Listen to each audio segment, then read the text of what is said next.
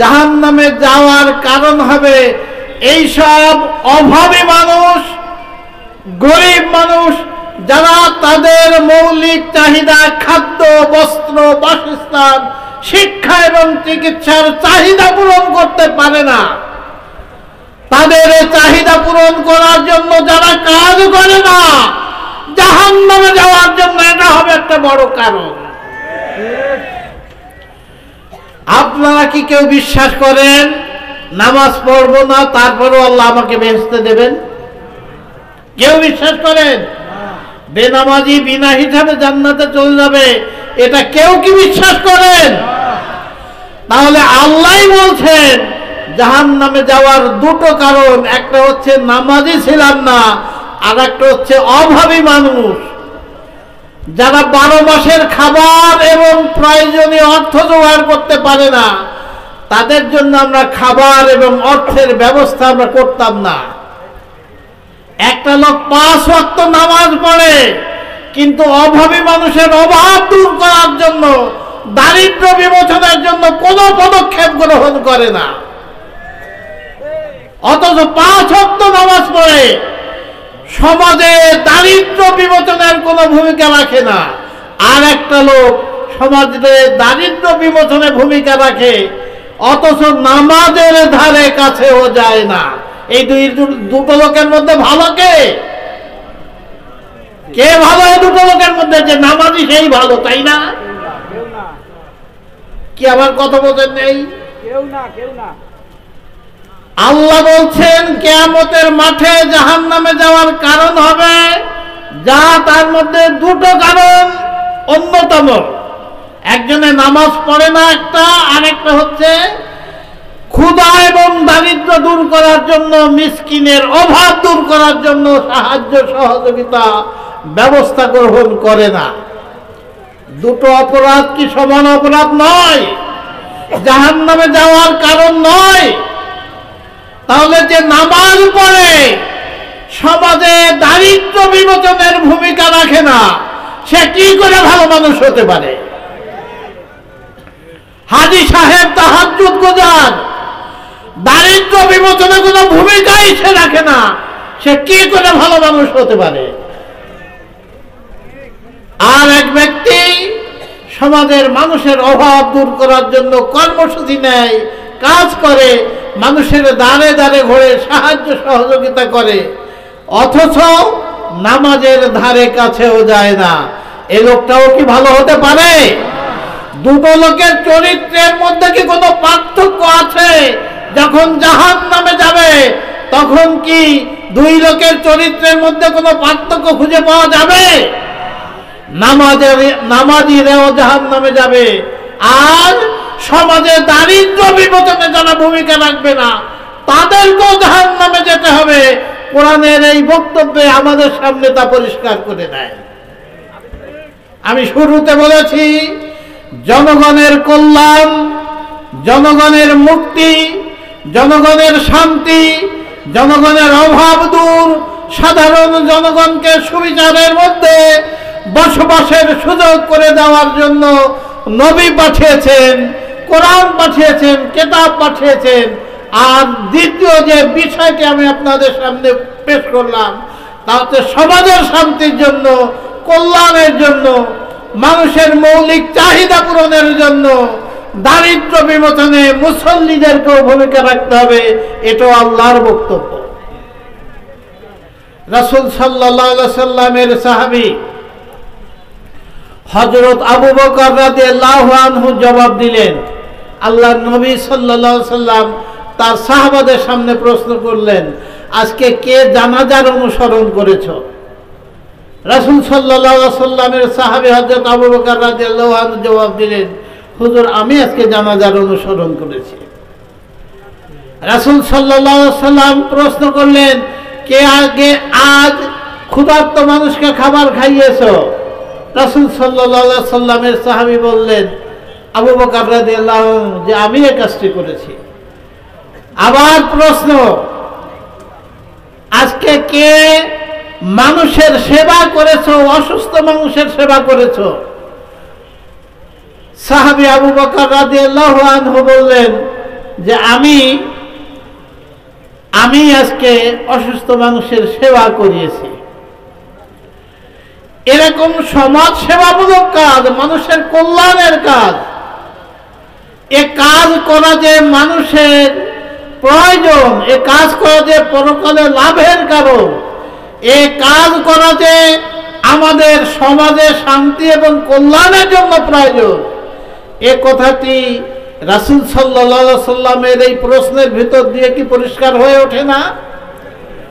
অথচ সমাজ সেবার কাজের সাথে সবচেয়ে বেশি দূরত্বে অবস্থান করে যারা নামাজি মানুষ, যারা যত বেশি নামাজি মানুষ, যারা যত বেশি রোজাদার মানুষ, যারা সমাজে সবচেয়ে বেশি তাকওয়াবান পরহেজগার বলে পরিচিত, তারা সমাজের সেবার কাজ থেকে সবচেয়ে বেশি দূরত্বে অবস্থান করে। ইসলামকে শুধু আল্লাহর কাছে সেজদা দেওয়ার মাধ্যমে বুঝলে হবে না। যতদিন পর্যন্ত সমাজের মানুষকে জুলুম এবং অত্যাচার থেকে রক্ষা করে শান্তিপূর্ণ একটি অবস্থায় বসবাস করার সুযোগ দিতে না পারবো, ততদিন পর্যন্ত অন্তত আর যাই হোক ইসলাম সঠিকভাবে পালন করা হবে না। আমাদের আদি পিতা হযরত আদম আলাইহিস সালাম কাবা ঘর মেরামত করে আল্লাহর কাছে দোয়া করেছেন। দোয়া করেছেন না? কি দোয়া করেছেন?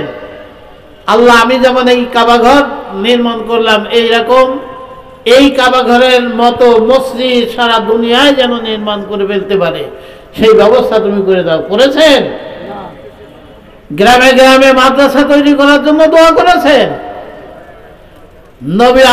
নবী ইব্রাহিম আলাইহিস সালাম কাবা ঘর, আমাদের পিতা, মুসলিম জাতির পিতা, কাবা ঘর নির্মাণের পর যে দোয়া করেছেন, সে দোয়া মুসলিম জাতির জন্য একটি মাইল ফলক। তিনি দুটি বিষয়ে, গুরুত্বপূর্ণ দুটি বিষয়ে দোয়া করেছেন। একটি হচ্ছে, আল্লাহ তুমি হে রব, তুমি এই শহরকে নিরাপত্তার শহরে পরিণত করো, আর এই শহরের বাসিন্দাদেরকে, হে আমার রব, তুমি শহরের বাসিন্দাদেরকে খাদ্যের ব্যবস্থা করে দাও, খাদ্যের ব্যবস্থা করে দাও। মৌলিক দুটো দোয়া। নবী ইব্রাহিম আলাইহিস সালাম কাবা ঘর নির্মাণ করে যদি তার সাথে সাথে দোয়া করেন যে মানুষের নিরাপত্তার ব্যবস্থা আল্লাহ করে দাও, আর আজকে যদি আমার জনগণ নিরাপত্তাহীনতায় ভোগে, তাহলে ও মুসলমান, আপনার আমার অবস্থানটা কোথায়? আল্লাহর নবী ইব্রাহিম আলাইহিস সালাম যদি কাবা ঘর নির্মাণ করার পর আল্লাহর কাছে দোয়া করেন, রব্বুল আলামিন তুমি রিজিকের ব্যবস্থা এই শহরের জনপদকে করে দাও, তাহলে আমরা যে জনপদে বসবাস করি সেই জনপদের মানুষের অভাব দূর করে যদি তাদের খাদ্য নিরাপত্তা দিতে না পারি, আর এ ব্যাপারে যদি আমাদের মধ্যে কোনো পেরেশানি না থাকে, তাহলে সেই ইব্রাহিম আলাইহিস সালামের জাতির উম্মত হিসেবে মুসলিম পরিচয় দেওয়ার অধিকার আপনার আমার কোথায় রয়েছে একটু বলুন তো? আল্লাহ রাব্বুল আলামিন যেমন ভাবে তার দাসত্ব করার জন্য আমাদেরকে নিছক তার সামনে সিজদা করার জন্য আমাদেরকে বলেছেন, শিরক মুক্ত ইবাদত করার জন্য বলেছেন, সমাজের দায় দায়িত্ব দিয়েও আমাদেরকে পাঠিয়েছেন। আমরা এই কারণে আপনাদের কাছে আমরা আহ্বান জানাই, আসুন সমাজে যদি ন্যায় এবং ইনসাফপূর্ণ একটা সমাজ প্রতিষ্ঠা করতে হয়, তাহলে মানুষকে ন্যায় আর ইনসাফের উপরে আগে যারা প্রতিষ্ঠা করবে তাদেরকেই আগে ন্যায় এবং ইনসাফের প্রতীক হতে হবে।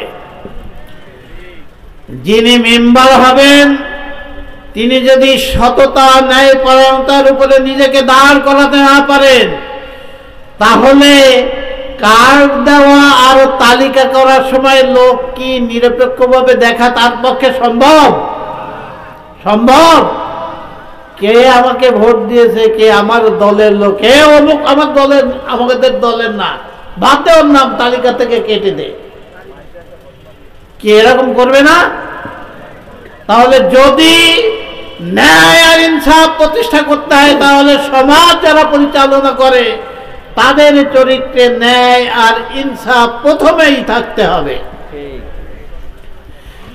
তারা যদি ন্যায় আর ইনসাফের প্রতীক হিসাবে গড়ে তুলতে না পারে নিজেদেরকে, তাহলে আরো যাই হোক সমাজে ন্যায় আর ইনসাফ তাদের দ্বারা প্রতিষ্ঠা করা সম্ভব নয়। এই জন্য আমরা একটি কথা উদাত্ত ভাবে বলে থাকি, যারা সমাজ পরিচালনা করছেন আপনারা সৎ হন, আপনারা চরিত্রবান হন, আপনারা দিনদার হন, আমরা আপনাদের সাথে থাকব। আর যদি আপনারা সৎ চরিত্রবান দিনদার হিসাবে নিজেদেরকে এগিয়ে আনতে না পারেন, আপনারা যদি দুর্নীতি, ঘুষ, অন্যায় অপকর্মের সাথে যদি আপনারা যুক্ত থাকেন, তাহলে ওই জায়গায় সৎ চরিত্রবান যোগ্য লোক দেওয়ার জন্য আমরা প্রস্তুতি নিচ্ছি। আমাদের পাশে এসে আপনাদেরকে দাঁড়াতে হবে। যদি আপনারা মনে করেন সমাজের অন্য 10টি, 20টি, 50টি, 100টি লোকের চেয়ে আমরা যাদেরকে তৈরি করছি তারা তুলনামূলকভাবে সৎ, ন্যায়পরায়ণ, পক্ষপাতহীন, তারা পক্ষপাতিত্ব করে না, তারা নিজের ভাইয়ের বিপক্ষে ভূমিকা রাখে যদি অন্যায় করে, তারা বাপের বিপক্ষে অবস্থান নেয় যদি বাপ ন্যায়ের পক্ষে না থাকে, নিজের বিপক্ষ গেলেও তারা বিন্দুমাত্র ভ্রুক্ষেপ করে না, এমন ভূমিকা রাখার মতো লোক যদি মনে করেন আমরা 2, 4, 10 জন তৈরি করতে সক্ষম হয়েছি, তাহলে আপনারা আমাদেরকে সাহায্য করুন, আমাদের পাশে দাঁড়ান, আমাদেরকে সমর্থন করুন, আমাদেরকে উৎসাহ দিন, অনুপ্রেরণা দিন, তাহলেই আমাদের পক্ষে সম্ভব এই সমাজে ন্যায় এবং ইনসাফ প্রতিষ্ঠা করা। সমাজে যদি ন্যায় আর ইনসাফ প্রতিষ্ঠা হয়, সমাজের হিন্দু ভাইরা শান্তিতে থাকবে। সমাজে ন্যায় আর ইনসাফ প্রতিষ্ঠা হলে সব মানুষ সুবিচার পাবে, কে ধনী আর কে গরিব তার দিকে তাকানো হবে না। আপনারা কি এরকম একটি সুবিচারপূর্ণ সমাজ চান না? আল্লাহর নবী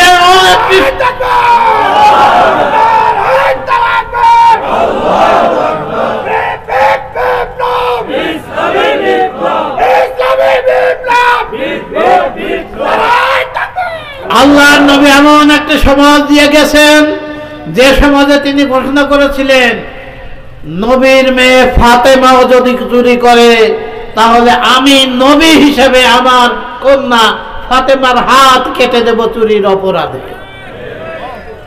আমরা তো এমন সমাজ চাই। আপনার কি চান না এমন সমাজ? কোরআন এমন একটি সমাজ তৈরি করার জন্য পৃথিবীতে এসেছে। নবী এমন একটি সমাজ উপহার দেওয়ার জন্যই তো পৃথিবীতে এসেছিলেন। সেই কোরআনের অনুসারীরা কি একটু স্বপ্ন দেখবে না এমন একটি সমাজে? নবী ইব্রাহিম আলাইহিস সালাম সম্পর্কে আল্লাহ ইতিহাস বর্ণনা করতে গিয়ে বলেছেন, ফাকাদ আতাইনা আলা ইব্রাহিম আল কিতাব ওয়াল হিকমা ওয়া আতাইনাহুম মুলকান আযীমা। আমি ইব্রাহিম এবং তার বংশধরদেরকে কিতাব এবং হিকমত দিয়েছি, ওয়া আতাইনাহুম মুলকান আযীমা, তাদের বিশাল রাজত্ব দিয়েছি। কাকে? নবী ইব্রাহিম আলাইহিস সালাম এবং তার বংশধরদেরকে।